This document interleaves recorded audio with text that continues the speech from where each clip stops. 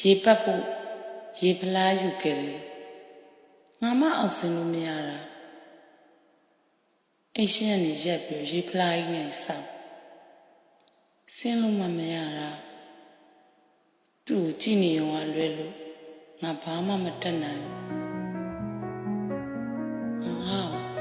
ဘလို့မှဆင်းလို့မရငါဆင်းပြီးသူ့ရေပတ်ချင်လိုက်တာသူ့ရေလောင်းတော့လေငါခံချင်လိုက်တာသူလည်းဒီနေ့တနေ့ကိုနောက်ဆုံးနေ့တော့မှတကြိမ်ရေကိုကစားပဲဒီမှာပဲအချိန်ကြီးကုန်သွားပြီတနေ့အေးဘောလူနှစ်ယောက်ရဲ့အချက်တည်းအစစ်မှန်ဆုံးချမှာပဲ